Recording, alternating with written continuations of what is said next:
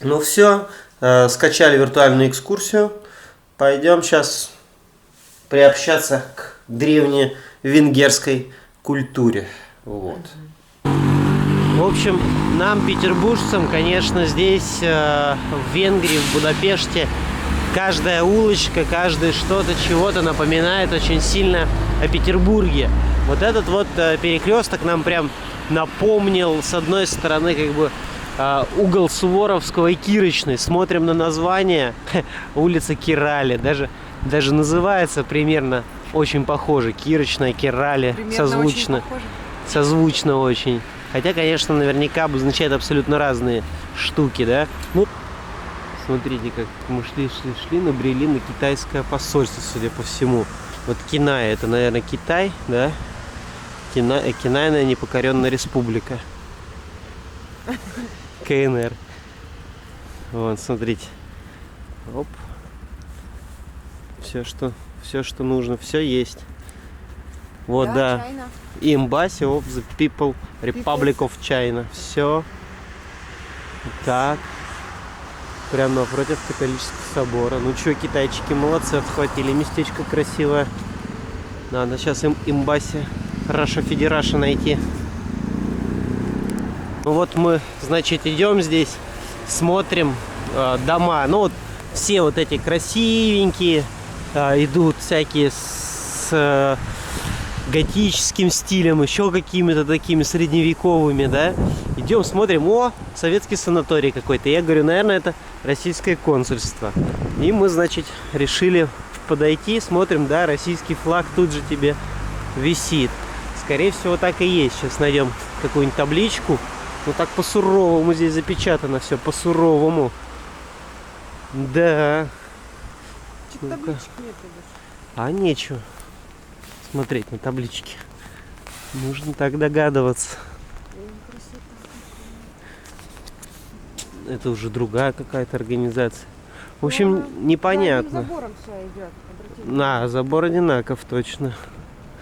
Ну, в общем, наверное, да. Вот дипмиссия здесь живет. Ну, прикольно. Какая-то улица государственных всяких учреждений. Вот. Восьмерочка, еще короткокрыла. Запечатана в полиэтилен. И стоит на консервации. В общем, зашли мы в кафе «Мираж». Оно прям напротив площади Героев. Мы сейчас закажем кофейку себе. И будем пить кофе и слушать экскурсионную программу Easy Travel по поводу этой локации. Потому что сейчас идет дождь. И не очень комфортно на улице. То есть, видите, кофеек здесь стоит в районе 2,5 евро, в зависимости от того, какой ты хочешь. Вот. А это, оказывается, кафе при отеле. Вот.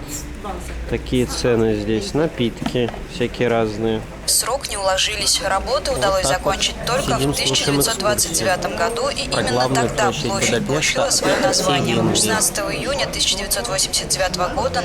Ну вот она, главная площадь Венгрии всей. Вот это музей искусств. Колонна какая-то очень мощная с архангелом Гавриилом. Там вот на постаментах стоят короли всех династий. Перечислять, конечно, мы не будем. Еще вот один музей. Вот, соответственно, вот такой вот самый центр. И там дальше идет парк. Но в парк мы уже не пойдем, потому что погода не позволяет этого делать. Никакого желания, так сказать, нет. Ну, сейчас тут прошвырнемся по площади. Посмотрим, где-то тут купальни прячутся. Заглянем, что там в купальнях. А это вот центральный каток, а за катком замок Вандахуят. Ну, вот такое название, ребят, я не матерюсь, честно-причестно. И вот вход в некий Вандахуят, замок. А вот там внутри уже такая территория, как будто вот старый Таллин. Ну, это из того, что мы были, с этим сравниваем. Может быть, наоборот. В Таллине, когда оказываешься, говоришь, так это как в Будапеште, в Вандахуяде.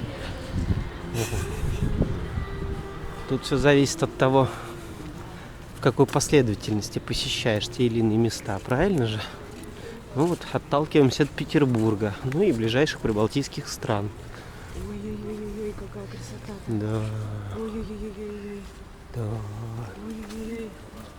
Вот, а вы не хотели идти сюда? Тоже подписчики называются.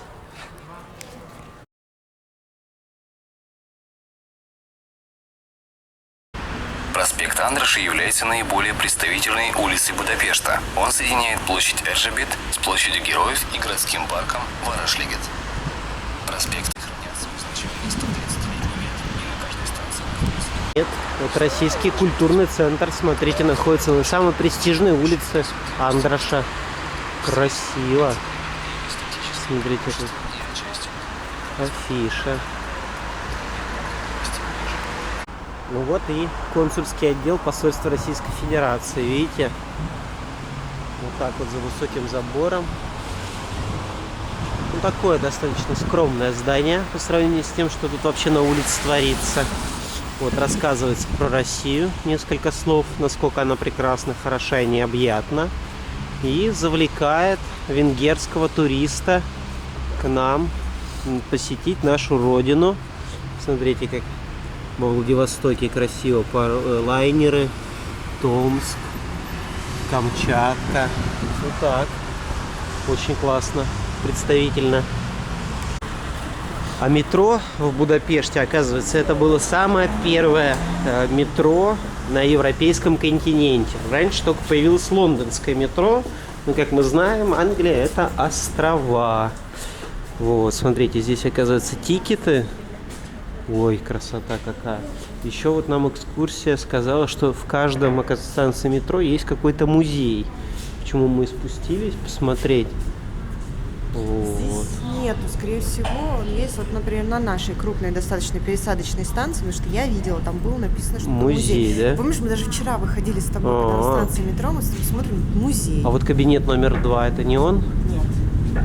Заходим. Подожди, давай электричку-то заснимем. Вот. Оп, 30 секунд. Едет поезд. Поезда здесь, кстати говоря, на минуточку, все практически выпущены на Мытищинском заводе. То есть гордость Советского Союза. Служат они тут в среднем по полвека уже.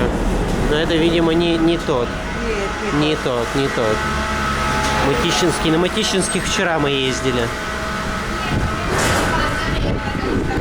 Вот, смотрите, да, здесь очень наглядно видно, как вот отреставрированы фасады и какие они до реставрации были, в каком запустении, что Венгрия находилась долгое время в большом кризисе.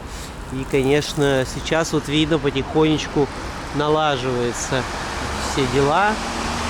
Очень много видно, где идут реставрации, где-то стоят краны, что-то красят, что-то делают. Леса где-то установлены. То есть видно, что сейчас это уже потихонечку взялись за реставрацию данной красоты. Потому что действительно город очень впечатляет своей архитектурой, разнообразием, богатством, размахом, в конце концов. И, конечно, приятно, чтобы это все сохранили для будущих поколений. А вот это вот уникальное здание, даже не здание уникальное, здание это обычное, а вот в здании в самом находится уникальный музей террора. Представляете, то есть это единственный вообще в мире музей террора. И вот здесь, когда светится солнышко, тень падает на здание, и огромная надпись образуется «Террор». Вот так вот, представляете? Здесь все посвящено всевозможному там экстремизму, насколько все это плохо. Рассказывается очень много про венгерский фашизм, венгерский коммунизм, то есть что-то вот такое вот. Каким репрессиям подвергалась страна в те или иные годы. Зашли в модную кафешечку на бизнес-ланч, попросились. Вот первое блюдо уже принесли, супчик с сосисочками. Вот посмотрите меню. Бизнес-ланч, то есть это 4,80 стоит просто в 3 блюда обед. 3 копейки. Гороховый, прям как гороховый. Вот, супчик гороховый. Так что вот так, мотайте на ус. А вообще кафешка достаточно дорогая, судя по меню, хотя вот бизнес-ланч здесь именно идет по хорошей цене, то есть все как у нас. И поэтому обращайте внимание, если в рабочий день, в рабочие часы, то всегда можно обратиться к услугам Daily Menu и сэкономить приличную сумму, хотя при этом никак не ущемить себя ни по кухне, ни по порции, и вообще никак не ущемить себя в общем. И вот второе блюдо уже принесли. Очень такая здоровая пища. Шницель куриный. Овощи, пожалуйста, на пару. Отлично, отлично. Ну и все это дело завершается десертом. Вот Анечка уже с 2 тарелок кушает у нас. Я все время почему-то кушаю. Да, наслаждается с 2 тарелок, уже 2 вилками орудует, чтобы не упустить ни одного грамма десерта. Ни капельки, ни капельки.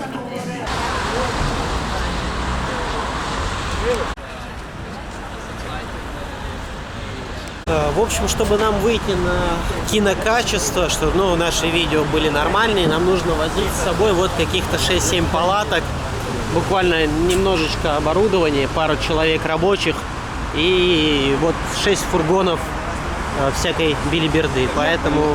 Я поняла, почему в том кафе, в котором мы сидели, пришло около 5 человек, и все вот были со штативами.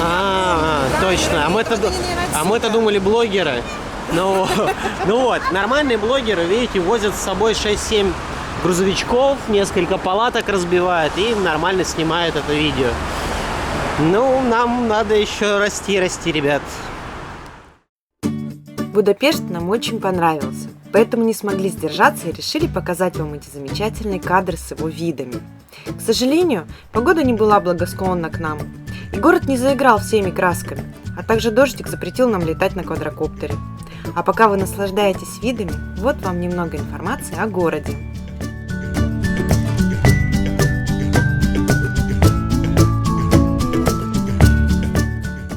Когда попадаешь в Будапешт, то оказываешься дома.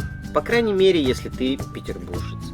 Архитектура, люди, метро, погода – все это очень нам напомнило Петербург.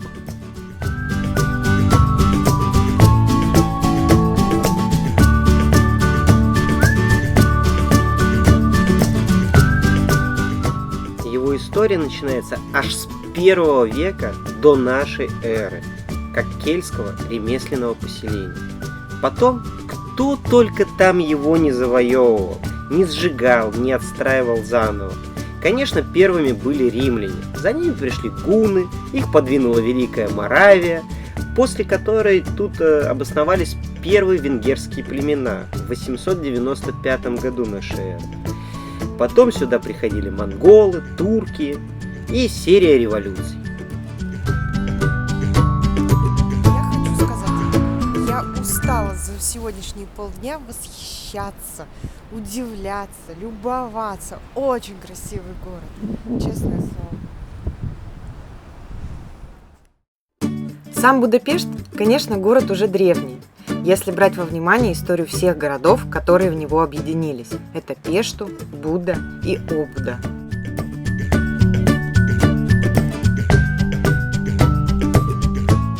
Окончательно города объединились лишь в 1873 году в составе Австро-Венгерской империи. И город начал бурно развиваться уже к 1896 году. Население насчитывало 730 тысяч человек. В этом же году и появилось первое метро. До этого в 19 веке начали развиваться железные дороги. В 1973 году появилось электроосвещение улиц. А в 1987 уже пошли первые трамваи.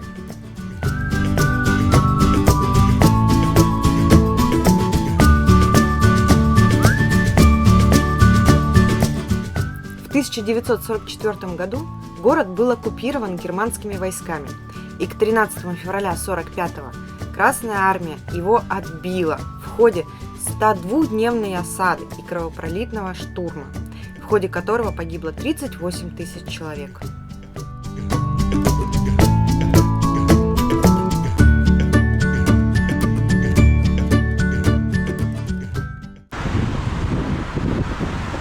Вот это серфинг. Вот это тут течение, ребят. Просто боком идет. Вообще. мастер. В Будапеште очень развитая транспортная сеть. Она объединяет в себе практически все виды транспорта. Аэропорт с 3 пассажирскими терминалами на юго-западе города. Колесный общественный транспорт состоит из 180 автобусных и 14 троллейбусных маршрутов. Железнодорожная городская сеть насчитывает 29 трамвайных маршрутов и 3 линии метро, как подземного, так и наземного. Стоит отметить, что в Будапеште используются самые длинные трамваи в мире, длина которых достигает почти 54 метров.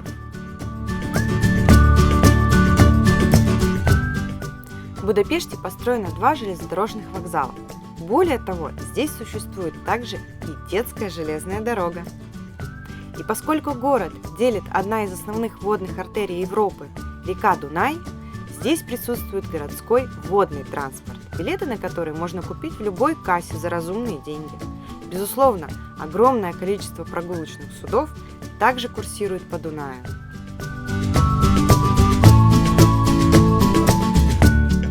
Про достопримечательности Будапешта можно говорить часами, если не днями напролет. Сюда лучше запланировать поездку на несколько дней, чтобы увидеть хотя бы часть того, что предоставляет город туристам.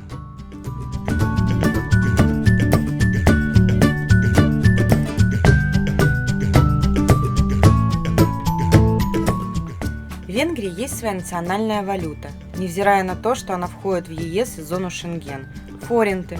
На январь 2018 года курс к евро составил 308 форинтов за 1 евро.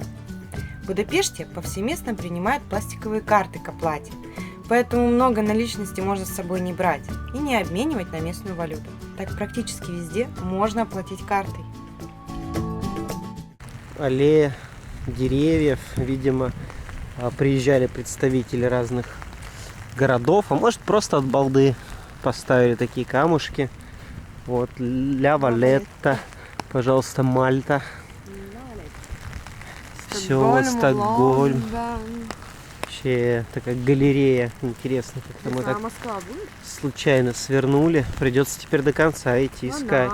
Вот. Москва. Москва. Ну какая разросшаяся. Двухглавая, как Ой, Мадрид орел посмотри. на гербу.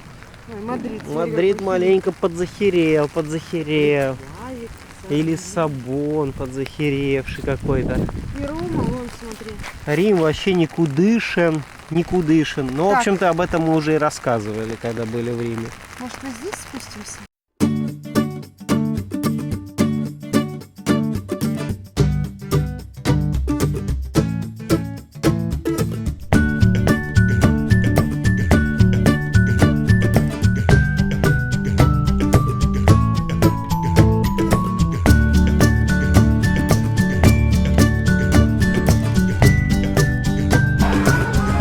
Наш практически гастротур, так сказать, по Венгрии продолжается. Зашли вот драм-кафе, очень рекомендуют как кухню, как ее национальную кухню. Вот, здесь такое вот меню, такими визиточками расположено, очень круто. Очень много соблазнительных блюд. Вот и гуляш, смотрите, почти всего 3 евро. Суп-гуляш 2,2. Вот мы, видимо, суп-гуляш кушали, поэтому он жиденький был. И вот сейчас есть вариант такой вот густого гуляша. Но тут я наткнулся, очень крутые есть вот с Путиным пельмени, с Путина, вот, по-венгерски пельмени, с Путина по-российски. Вот, наверное, какие-то из этих буду сейчас выбирать. Надо решиться только. Сейчас мы узнаем, в чем отличие. Главное, чтобы они не были перчеными. Если они перченые, придется по-российски брать. Видимо, с жареным луком. Илюша, Судя по картинке. я сейчас опять выберу что-то не то. Как ты думаешь, вот это вот? Сейчас будем думать, что это такое. Я опять несъедобное Барбекю, чили-чикен. Чили-чикен. Я думаю, что чили надо исключить при выборе. Нет? Что ты скажешь? Чили. скажу. Нет, не думаю. Не думаю. Ну, 3 литра пива и можно не исключать, да? Вот. Я буду Путина есть. Так и что ты думаешь про это? Вот они, пельмени из Путина. А вот они, чикен что-то там спайси, чили чикен BBQ. Вот. А вот это Салат с майонезом. это просто русские пельмени по-путински. Как-то так называется.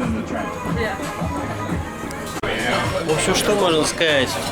Ресторанчик этот отличный. Постараемся разместить на него адресочек в Google Maps. И действительно, сюда надо обязательно заходить, неважно какой у вас бюджет, потому что даже самый минимальный, дешевле, чем здесь, все равно не найдете. То, что ресторан классный, хороший, даже вам мое мнение может быть не важно, но даже если смотреть на заполняемость ресторана, это не есть его показатель.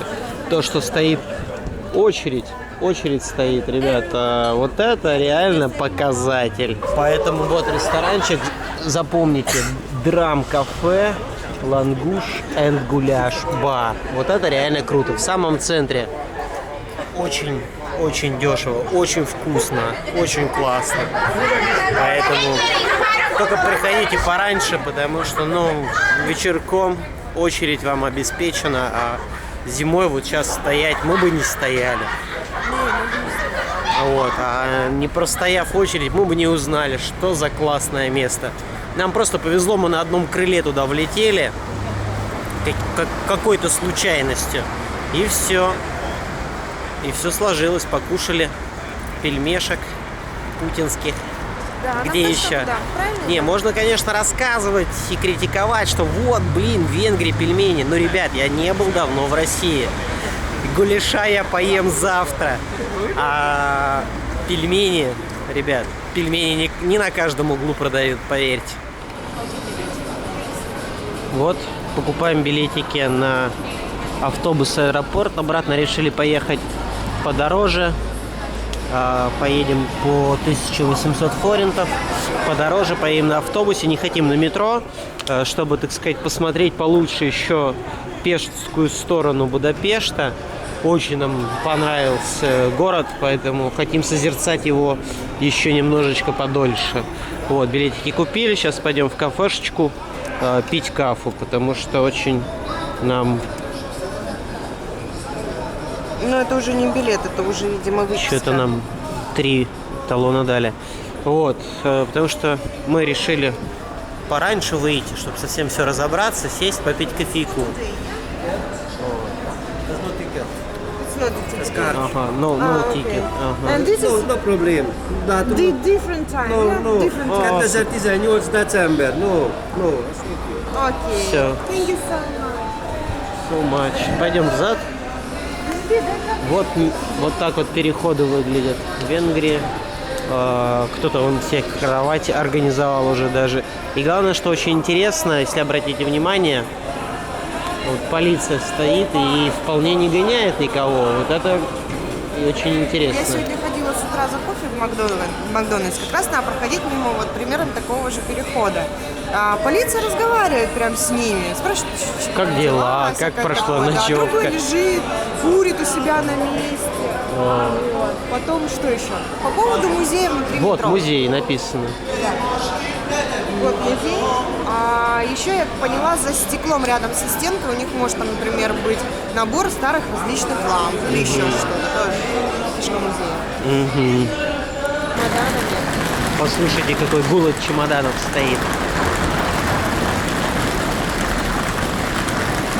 Огонь! Не хотелось показывать аэропорт, потому что, в принципе, все они одинаковые, но Будапештский просто переплюнул всех по посадке. Посмотрите, вот это вот посадка в самолет, да, то есть вот там где-то из аэропорта выходишь, проходишь сарайчиком и потихонечку заходишь в другой сарайчик. Вот так вот, это даже круче, чем в Тивате, я могу вам сказать. Так что пришлось показывать. Ну, вот так вот зачекинивают. Это вот чисто сарайчик для лоукостеров. Такой, ну, чтобы не перемешивались с нормальными людьми. Вот, и идешь себе спокойненько дальше на улицу. Вот идем по коридору для нищих. Вот там вот богатые, они сразу в самолет попадают. А мы вот нищие идем по коридору, по улице. И воняет тут почему-то аммиаком. Очень сильно. Что ж, добрались мы до места своей стоянки, переночевали в наших апартаментах и, соответственно, сейчас уже направляемся на саму выставку. Но это уже другой сюжет, поэтому подписывайтесь на канал, если вы все еще этого не сделали, нажимайте колокольчик, чтобы не пропустить новые видео, потому что новых видео будет очень много, по крайней мере мы так надеемся. Посмотрим множество лодок, премьер, мейнстрима, дорогих лодок, океанских, и все-все-все вам покажем, доложим, расскажем. Вот. Подписывайтесь в группу в Фейсбуке, чтобы отслеживать наше передвижение, там это очень наглядно, красиво. И до новых встреч, будем путешествовать вместе.